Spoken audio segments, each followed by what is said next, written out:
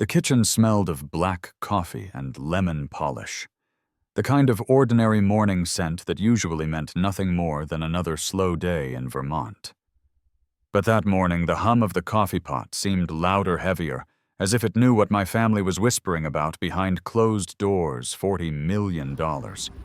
Ordinary air in an ordinary house, carrying the weight of a fortune none of us had ever touched. Before I go on, I'd love for you to pause and share your thoughts in the comments. Where are you watching this from? Do you recognize this kind of family tension? This waiting for something that could change everything? Write it down below. And while you're at it, make sure to subscribe.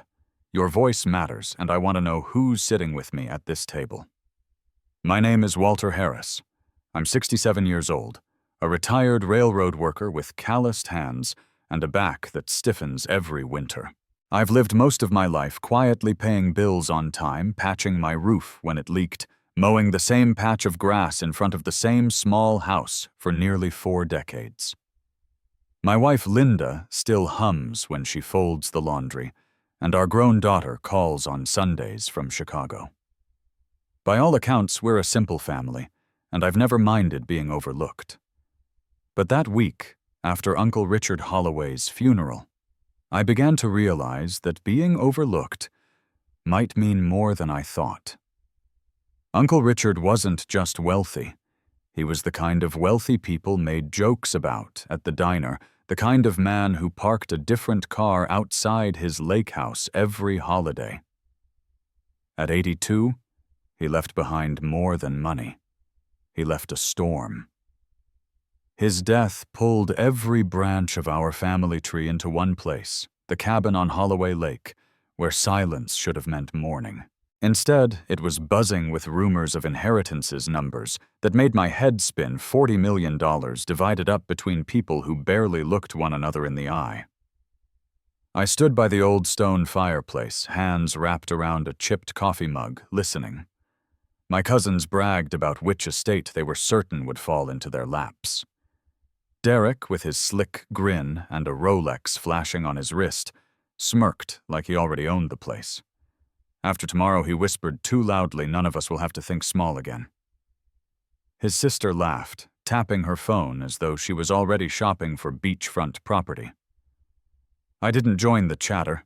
Truth was, I didn't expect much. Uncle Richard and I hadn't spoken more than a handful of sentences in the past decade. He was a man of sharp suits and sharper investments. I was a man of shift work and sore knees. But deep down, a piece of me wondered, hoped maybe that he might have seen me all the same. I wasn't after mansions or millions, just a sign that I mattered, that all those years of staying honest, when it would have been easier not to, hadn't gone unnoticed. The irony wasn't lost on me. A family that could barely gather for Christmas was now bound together by greed, circling the same table, like vultures waiting for meat. I watched the steam from my coffee curl upward, fragile and fleeting, and thought to myself, this is the calm before the storm. Tomorrow, the lawyer would read the will, and everything quiet would be shattered. The very next morning, I found myself walking through the heavy glass doors of a law office in Boston, the kind of place where the air smelled of leather chairs and old money. The ride down from Vermont had been quiet, just me and my thoughts rattling around in the car like loose coins. Linda had stayed behind her knees too stiff for the long drive, and perhaps she knew better than to sit through what was bound to be an ugly display of greed. I almost envied her absence. Inside, the family gathered in polished rows, as though wealth demanded posture. My cousins wore smug smiles that clung to their faces like masks. Derek leaned back in his chair, legs crossed the Rolex on his wrist, catching every glint of sunlight through the blinds. His sister tapped her nails against the mahogany table, whispering excitedly about a lakefront house she'd already been eyeing. No one spoke to me. I was the shadow in the corner, the man who had nothing to flaunt, nothing to lose, at least in their eyes. The lawyer, a tall man with silver hair and a voice like gravel cleared his throat and began to read. His words fell like hammer strikes. To Derek Holloway, my nephew.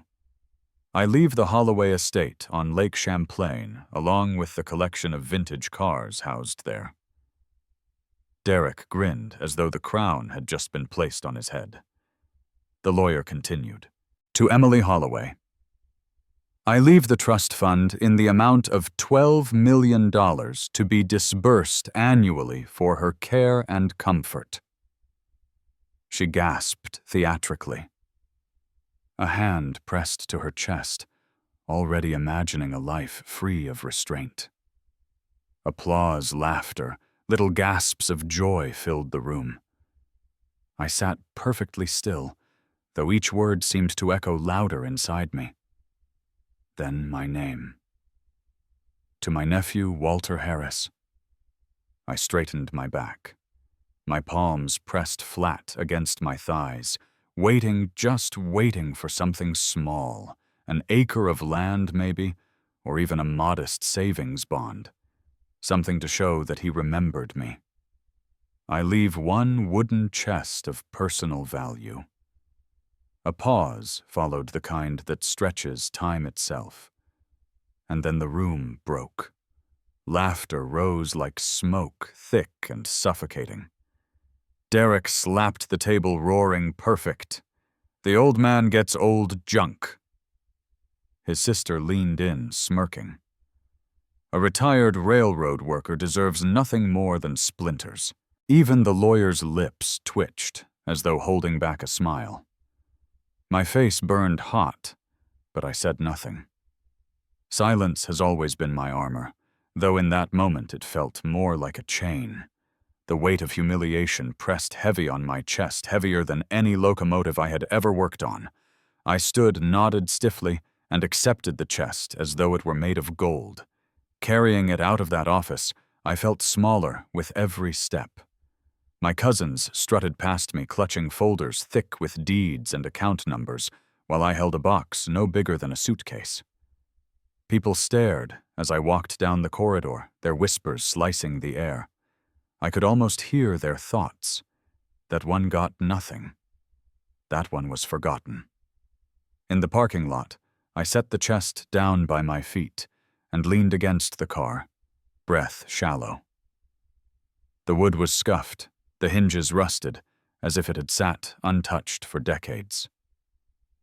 My hands trembled as I touched it, not from expectation, but from shame. This was my inheritance, a box that looked more suited for firewood than fortune. For a moment I considered leaving it there on the asphalt, abandoning it to the city trash. But then I remembered Linda's voice from the night before. Sometimes the smallest things carry the greatest meaning. I lifted it again. It was heavier than it looked, strangely heavy. Driving home, the chest sat on the passenger seat like an unwelcome guest, silent but accusing. Every mile, the laughter of my cousins replayed in my head, sharp and merciless. I gripped the wheel tighter, jaw locked. Somewhere between the rolling hills of New Hampshire and the quiet roads of Vermont, anger gave way to something else, a question. Why me? Why this chest? Why would a man with millions choose to give me only this? I didn't have the answer then. All I knew was that humiliation has a taste, bitter, metallic, and that day I swallowed more of it than I ever had before. But I also knew this Richard Holloway never did anything without a reason, and that thought, however faint, kept me from throwing the chest away. I drove home with the wooden chest beside me, its weight pressing into the passenger seat, as though it carried more than just wood and rust. By the time I pulled into our gravel driveway, the Vermont sun had slipped behind the trees, leaving the house in a soft twilight. Linda was waiting at the window, the curtain pulled back just enough for her to see me step out of the car. Her smile was tired, but steady, the kind of smile she always saved for when the world seemed too heavy on my shoulders. She didn't ask right away. She simply kissed my cheek, set a plate of reheated stew on the table, and waited until I sat down across from her. My hands shook as I placed the chest between us, its dull thud echoing louder than the ticking clock on the wall. "That's it?" she asked softly, her eyes studying the battered wood. Not with judgment, but with curiosity. "That's it," I replied, my voice rougher than I intended. "They got estates, bank accounts, trust funds. I got this." For a moment, silence hung between us. Then Linda reached across the table, her fingers resting lightly on mine. "Walter, don't let that keep you up at night. Sometimes the smallest things carry the greatest meaning. Your uncle was a complicated man. Maybe he saw something in you the others can't see." Her words were gentle, but they cut through the storm in my chest. I wanted to believe her. God, I wanted to. But the laughter of my cousins still rang in my ears louder than the crickets outside our window. I carried the chest into the living room, setting it down near the old rocking chair where Linda often sat. The wood creaked under its own weight, and as I lowered it, I realized again how strangely heavy it was. Heavier than any empty box had a right to be. I ran my palm across the lid, feeling the grooves of time etched into it. Something about it gnawed at me like an itch under the skin. The next morning, I was out front splitting logs when my neighbor Samuel wandered over. Samuel had been a police officer for 30 years before retiring, and he still carried himself with the same alertness, the same quiet authority. His eyes missed nothing. "Morning, Walt," he said, leaning on the fence. "Heard you went down to Boston yesterday. Family business?" I nodded, sweat dripping down my brow. "Reading of the will." Samuel raised an eyebrow. "And you come back a millionaire." I forced a laugh, though it caught in my throat. "Hardly. Just a box. Old wood, rusted hinges. Nothing worth bragging about." He studied me a moment longer than felt comfortable, then shrugged. "Funny thing about boxes, you never know what's in them until you look. You keep me posted, huh?" He tapped the fence post and walked back toward his porch, leaving me with more questions than I had answers. I watched him go, a knot forming in my chest. Samuel had always been a friend, a good man, but his words unsettled me. Did he suspect something? Did I? That night, as Linda folded laundry in the bedroom, I sat alone with the chest. The lamplight flickered across its surface, and I felt the weight of it pulling me in. I should have opened it right then, should have satisfied my curiosity. But fear kept me frozen. What if it really was empty? What if it was just another cruel reminder that I was invisible even in death to the man I once admired? So instead, I pushed it into the corner, covering it with an old quilt. Out of sight, maybe, but not out of mind. Because no matter how I tried, I couldn't shake the feeling that something waited inside. Something Richard wanted me to find. And the longer I resisted, the louder that silent box seemed to whisper in the dark. For days I tried to ignore the chest. I buried it under that quilt in the corner of the living room, pretended it wasn't there, and busied myself with the small chores that make a house run. I stacked wood, checked the gutters, tinkered with the old truck in the driveway. But no matter what I did, my eyes kept drifting back to that corner. The chest sat there like a shadow, silent, but insistent, daring me to confront it.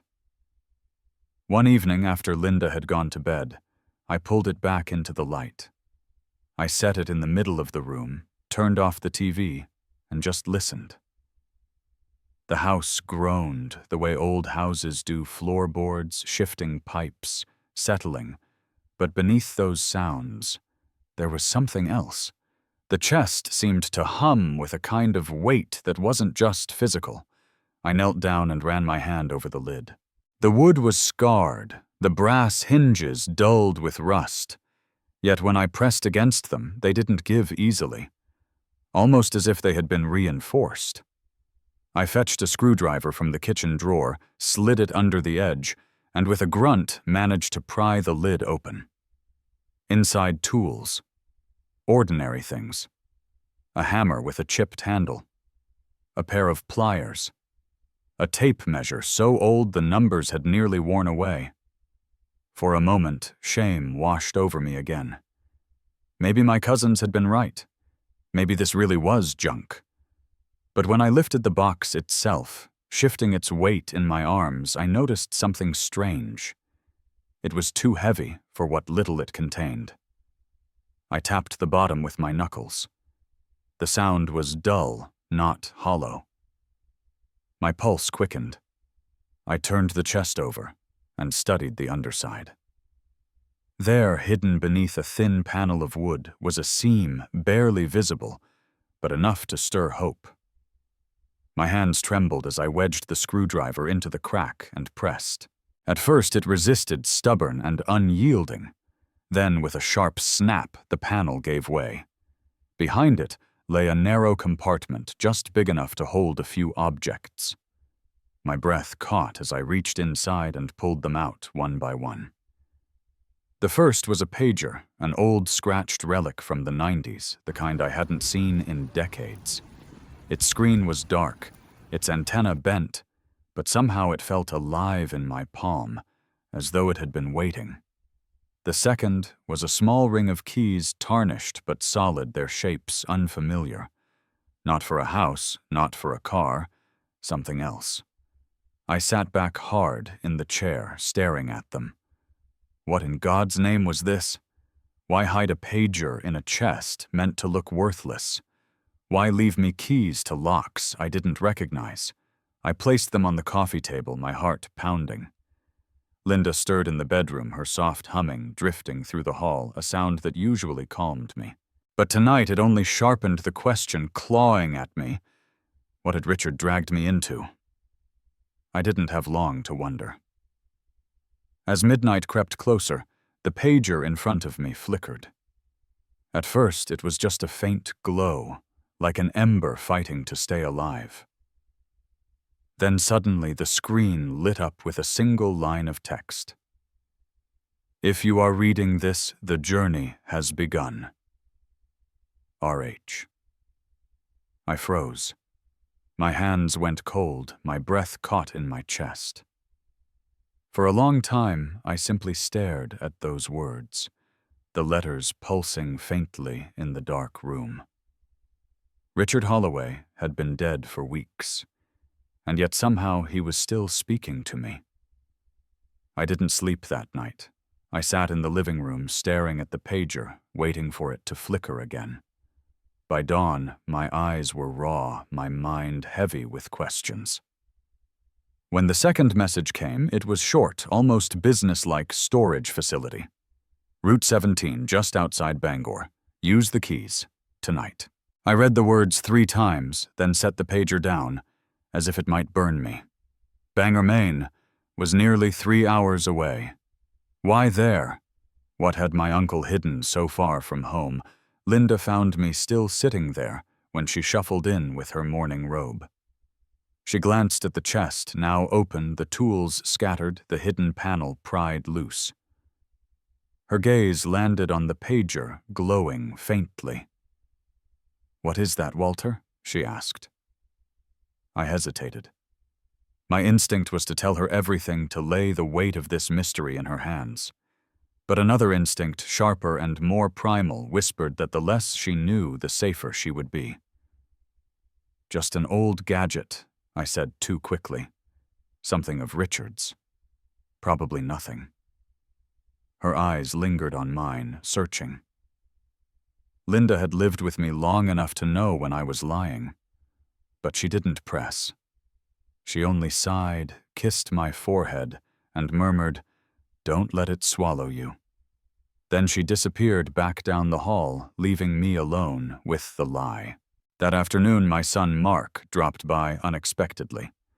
At 40, he carried himself with the exhaustion of a man who had tried too many schemes and failed too many times.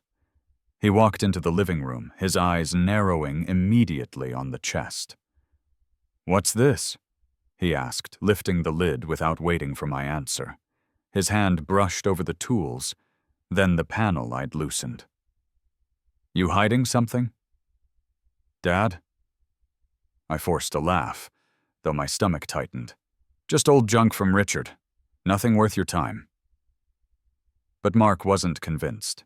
His gaze flicked to the pager on the coffee table. He picked it up, turning it in his hands. "Funny kind of junk. Why would Uncle Richard leave you this? Unless—" His voice trailed off, suspicion darkening his face. I snatched the pager back, my patience thinning. "It's mine, Mark. That's all you need to know." The words hung between us, heavier than I intended. He stared at me a moment, jaw set, then muttered something under his breath and stormed out. I watched him go, my chest aching. I wanted to call him back to explain, but I couldn't. Not yet. Later that evening, as I sat on the porch trying to steady my thoughts, Samuel wandered over. He leaned against the railing, his sharp eyes scanning me the way they always did. "You've been acting different, Walt," he said. "Heard Mark left here in a temper." "Anything I should know?" Again, I lied. Just family stuff. But Samuel didn't look convinced. He gave me a slow nod, the kind that said he'd be keeping an eye on things whether I wanted him to or not. And he wasn't the only one. I didn't know it then, but Derek had already started sniffing around. He'd hired a private investigator to tail me, convinced that Richard had left me something more than an old box. That's how greed works. It can't stand the thought of someone else holding even the faintest possibility of treasure. As night fell, I sat with the keys in my hand, the pager in my pocket, and a knot of fear twisting inside me. Should I tell Linda the truth? Should I risk dragging her into whatever this was? Or should I carry it alone, shield her from the danger I couldn't yet see, but could feel pressing in? I looked at the chest, the keys, the dark road ahead. For the first time in years, I felt like a man standing on the edge of something vast, uncertain, and irreversible. And I knew one way or another I would have to step forward. The drive to Bangor felt longer than 3 hours. Every mile seemed to stretch the headlights, carving narrow tunnels of light through the dark. My old truck rattled across back roads, the pager heavy in my pocket, the keys clinking faintly like they too had a heartbeat. I kept glancing in the rearview mirror, half expecting to see another set of headlights trailing me. Maybe it was paranoia, maybe it was Derek's shadow. Either way, I didn't slow down. The storage facility stood on the edge of town, a long row of corrugated metal units behind a chain-link fence. A single lamp buzzed overhead, throwing sickly yellow light across the gravel. The place looked forgotten, the kind of lot where things went to be buried by dust. I parked near the gate, my hands trembling as I slid the first of Richard's keys into the padlock. The tumblers clicked too smoothly for something that should have been abandoned. Unit 17. That's what the message had said. I counted down the row, each door like a silent sentinel. My boots crunched against gravel, the sound unnervingly loud in the night.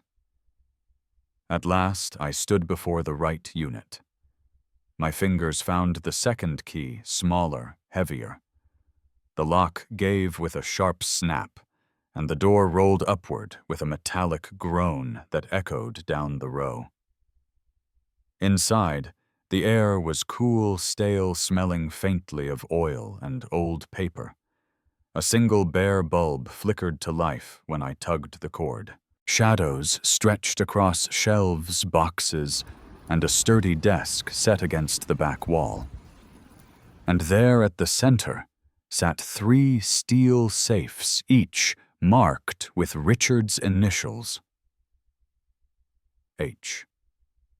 On the desk lay an envelope. My name written in bold, deliberate strokes, Walter. My knees weakened as I reached for it. The paper was thick, the seal unbroken. I tore it open carefully, unfolding the letter with hands that trembled more than I wanted to admit. Walter, it began, in Richard's unmistakable hand. I left the money and houses to the greedy because they will destroy themselves with them. But you I trust. You have lived with labor, with sacrifice, with care for your family. You never wore ambition like armor, never let pride blind you. That is why I leave you what truly matters.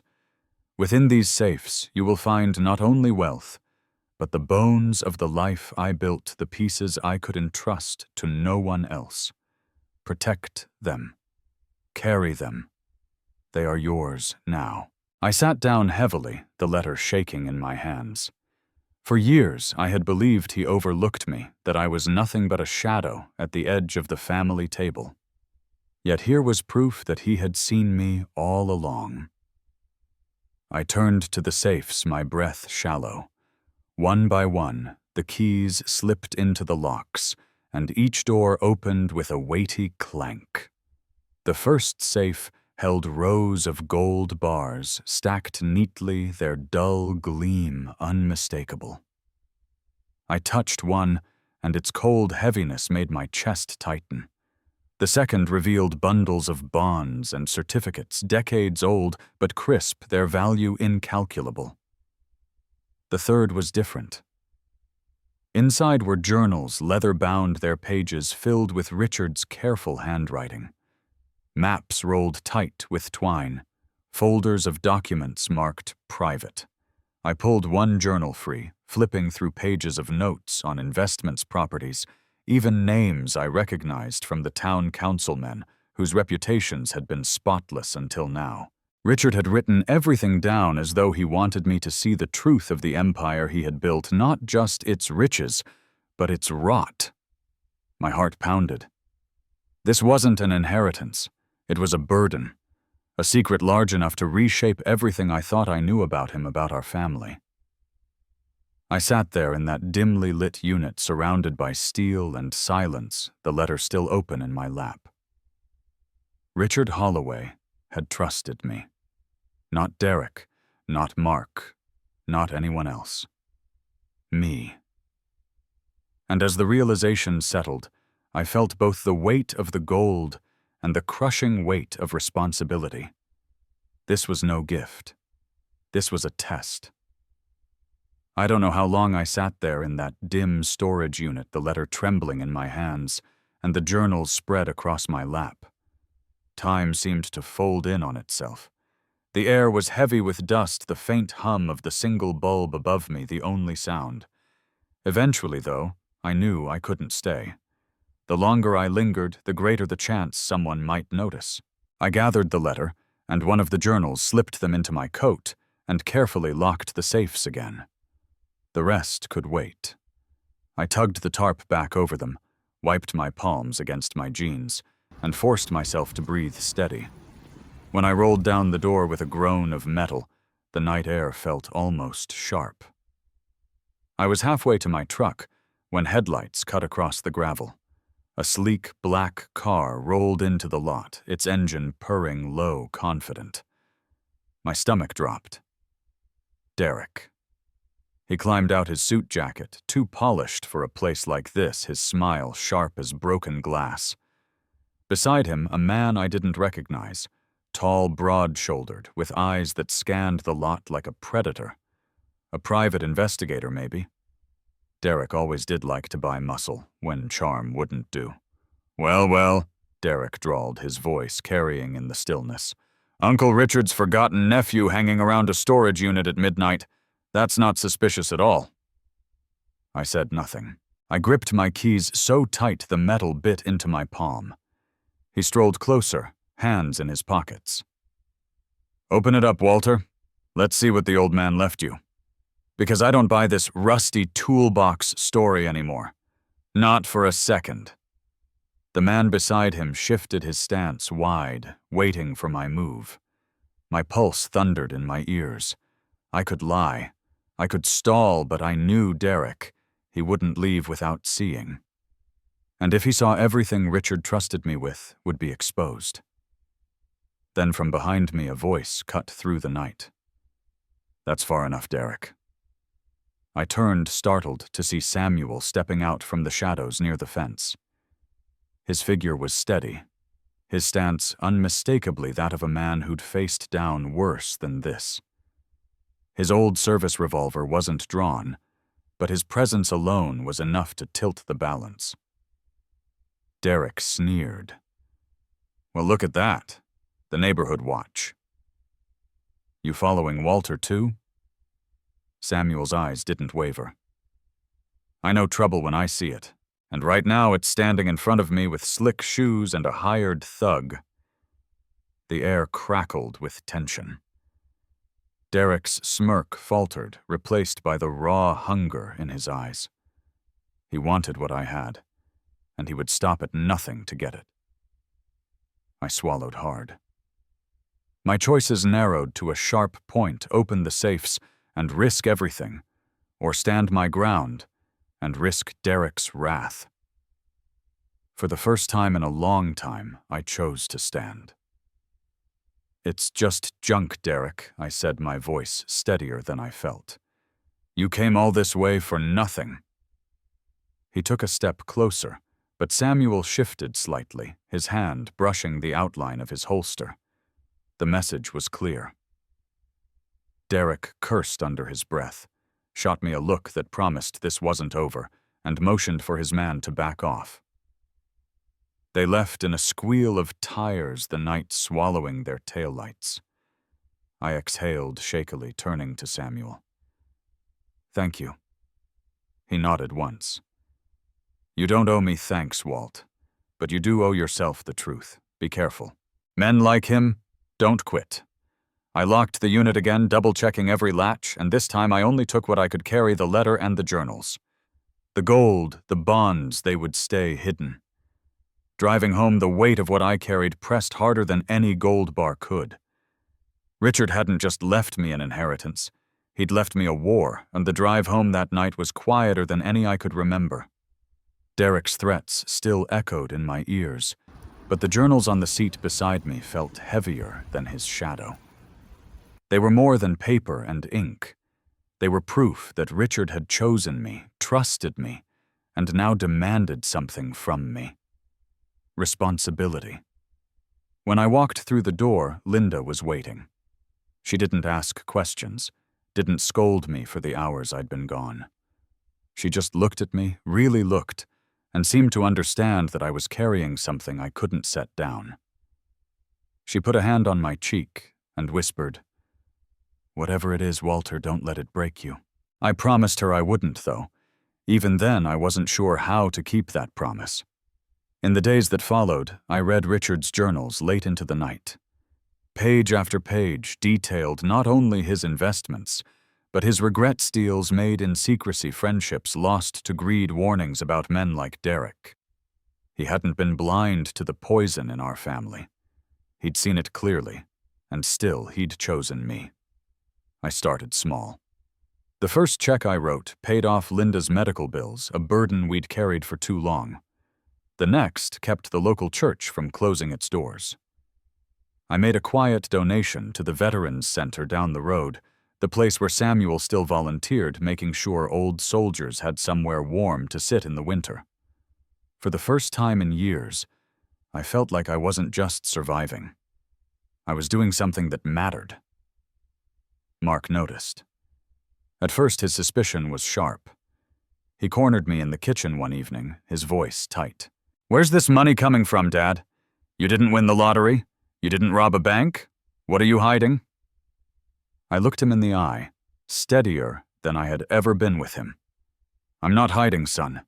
I'm protecting. There's a difference." For a long moment, he said nothing. Then something softened in his face. Maybe it was the memory of the bills he knew had been piling up, or the way Linda's medicine cabinet no longer looked like a battlefield. Whatever it was, he didn't press again. Slowly, he began to see that what I held wasn't about greed, it was about trust. Derek, on the other hand, grew louder. Word spread through the family that I was living too comfortably for a man with nothing. He sneered at gatherings, whispered to anyone who would listen that I was hoarding some secret fortune. But the more he clawed, the less anyone believed him. His desperation showed. His hunger consumed him, and people began to see him for what he was. The crown he thought he wore slipped, leaving only envy in its place. As for me, I kept the wooden chest. I set it in the living room, polished the brass until it gleamed. To anyone else it looked like an old box, worthless, forgettable. But to me, it was a reminder that sometimes the smallest gift carries the largest weight, that what the world laughs at may hold the greatest truth. One night, as I turned the pages of another journal, my breath caught. At the bottom of a yellowed sheet in Richard's steady hand were 6 words. One more vault, not yet discovered. I leaned back, staring at the line, until the words blurred. A chill ran down my spine. After everything I'd uncovered after the gold, the bonds, the maps, there was more. Somewhere out there, another secret waited. I closed the book slowly, my hands trembling, and looked across the room at Linda dozing in her chair. Peaceful. Safe. For now, that was enough. But deep down I knew the story wasn't finished. And maybe, just maybe, Richard had known that too.